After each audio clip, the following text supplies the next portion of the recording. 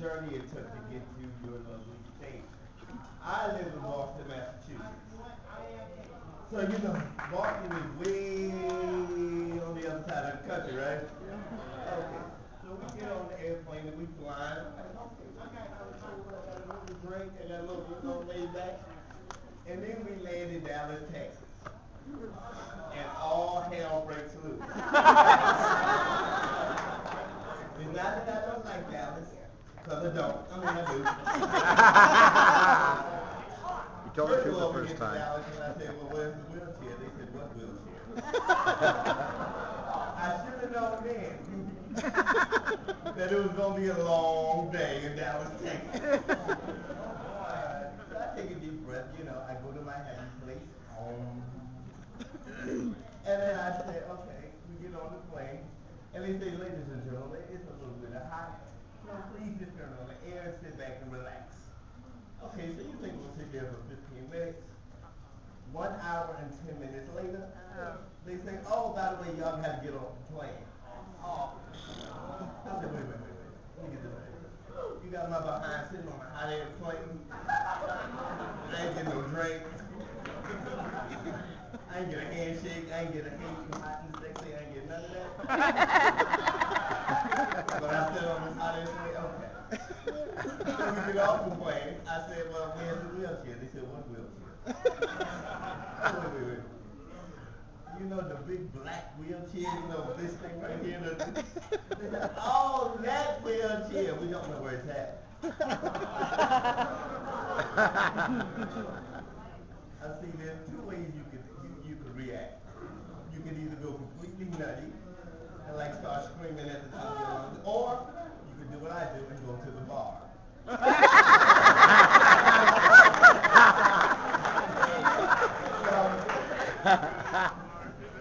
You know how I handled it.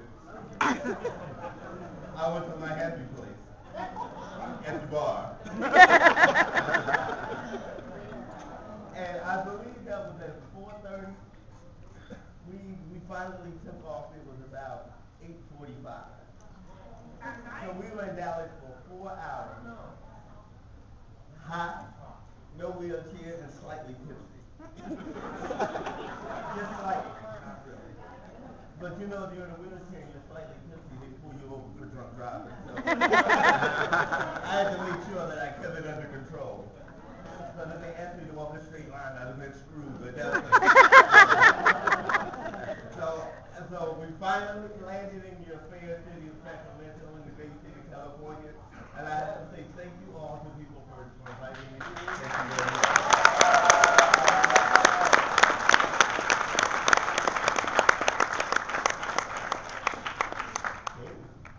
Thank you very much.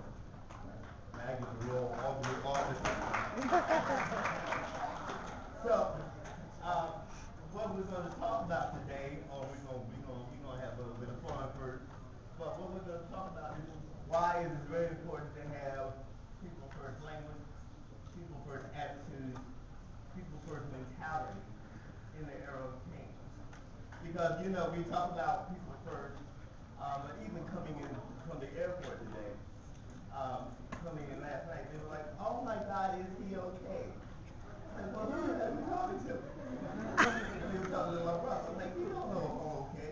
You can ask him if he's okay. But ask me. And then she said, are you okay? I was like, I didn't see you at the bar. What's going on? Are you okay? But it goes to show that it doesn't matter how smart you are in some people's eyes. That they assume that they can look at you and know your ability.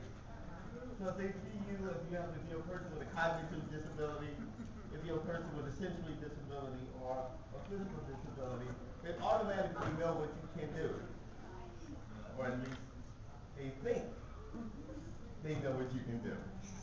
And the importance of this is that in order for people with disabilities to fully achieve independence, inclusion, and acceptance, we need to raise the dialogue. This dialogue can no longer be about, well, give me my services. This dialogue can no longer be about don't cut my budget.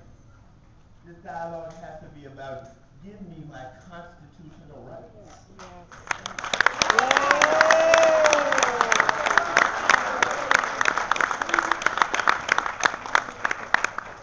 And if you look at the Constitution, and this always amazes me, it says we have the right to life, liberty, and the pursuit of happiness. And then I always say, but there's no parentheses on there that says unless you're crippled, crazy, or gay. It doesn't say that. It says we are all American citizens. And we are all entitled. We are all entitled to our rights. It doesn't matter if you have a disability or not. I have a disability. It is very hard being this sexy all the time.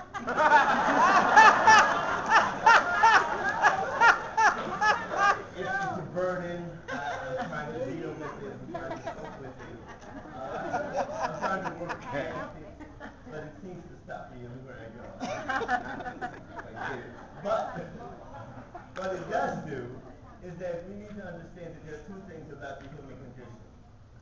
That it has never been perfect, and that it will never be perfect. Perfection does not come from the fact that you can use your hands and your feet and you can run fast and jump high. Perfection comes from having the ability to know that you can tap your full potential. Perfection comes from knowing you have the ability to wake up in the morning to at least try to reach your full potential.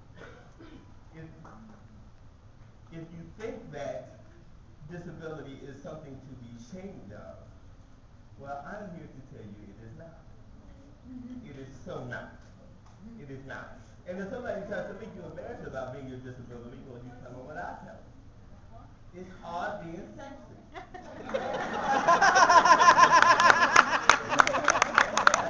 That's the no-brainer. I really shouldn't say this out loud, but I'm going to anyway. If you actually think about being disabled, you get good parking. You get to cut the line at Disneyland. And you always get the funky bathroom that's really big.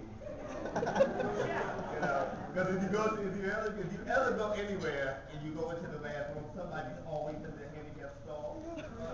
And they always go, well, I like it because it's so big and spacious.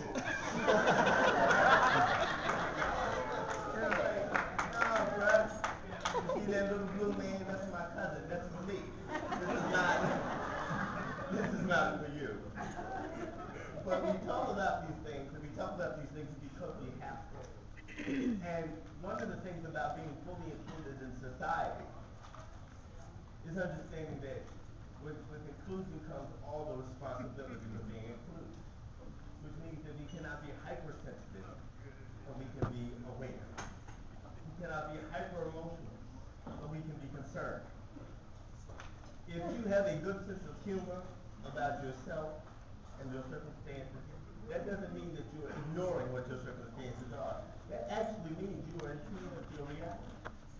It means you understand what it is to have whatever it is you have. I mean, if you talk about it in a real sense, the unemployment rate for people with disabilities is 65%. So when we talk about this, we're not talking about do us a favor. Okay, I have a real quick question for y'all. How many in here like to be broke? I don't. None of y'all like being poor? No. Okay, here's the other question. How many of y'all want to be rich? Now, does that have anything to do with a disability? How about life having meaning? And if it does, where's my money? So, again, we have to talk about this in hardcore practical terms. We understand that California is facing one of the worst fiscal crises ever. We understand that. We also understand that in policy making, we are the last to get funded and the first to get cut. We understand that. However, we have to reverse the dynamic and tell politicians, look, you can either pay for it now or you won't pay for it later.